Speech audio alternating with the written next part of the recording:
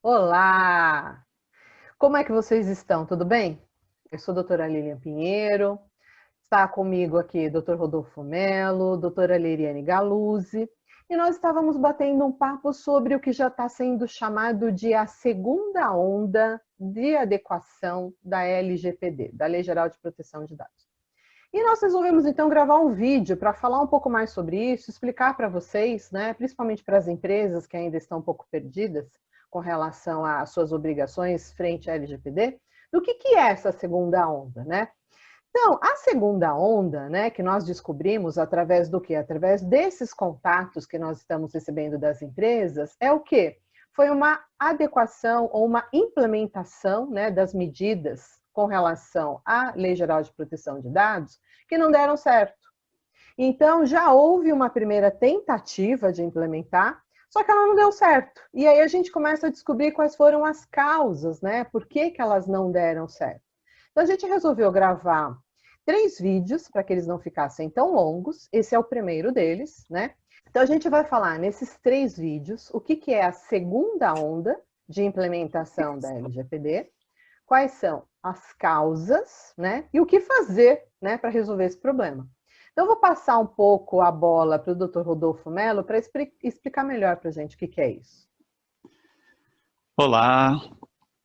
Bom, eu atribuo essa segunda onda de implementação, especialmente às implementações que foram mal feitas, ou foram feitas por profissionais que fizeram uma abordagem muito rasa do assunto, né? Nós sabemos bem que o direito ele é complexo e ele deve ser interpretado de maneira sistêmica, né? Levando em consideração todo o ordenamento jurídico e não apenas a LGPD propriamente dita. Então, nós percebemos que algumas das empresas têm se deparado com problemas em relação ao Código de Defesa do Consumidor, ao Marco Civil da Internet, a direitos garantidos pela Constituição Federal, porque é justamente essa análise, o mapeamento dos processos e o enquadramento nas hipóteses de tratamento foram feitos de maneira muito superficial, né? Então, atribuo a necessidade de uma segunda onda a esse tipo de abordagem.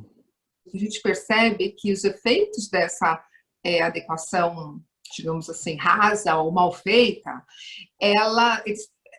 os efeitos disso daí são bastante graves, são bastante sérios, né? O que a gente mais apurou até agora é, por exemplo, o request de dados que não foram mapeados.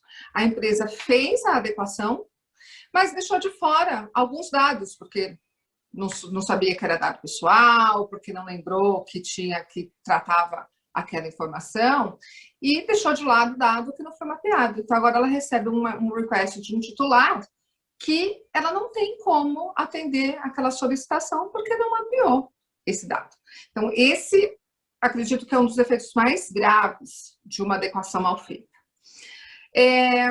Um outro efeito é a empresa acabar contratando, se obrigando por obrigações que não é dela. Você tem um cliente que te manda um aditivo contratual, você assina aquele aditivo contratual e fala, olha, tá bom, tá tudo bem, tá tudo jóia aqui, eu vou cumprir isso daqui que você está me pedindo. Só que muitas vezes muitas obrigações que estão ali podem não ser suas, você não tem a obrigação de atender aquela solicitação. E às vezes nem tem condições de fazer, mas acaba assumindo aquilo ali através de um contrato, e depois para discutir isso lá na frente, isso vai te causar muito problema.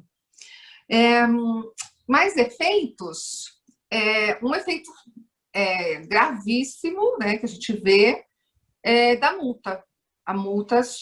São multas pesadíssimas que a legislação prevê, não só multas pesadíssimas, mas outras sanções pesadíssimas, e se você não tiver uma adequação boa, uma adequação bem feita, você pode estar ali à mercê dessa sanção, dessa penalidade. E é importante falar, né, doutora Liliane, porque o pessoal está achando assim, a multa é só sanção administrativa, né?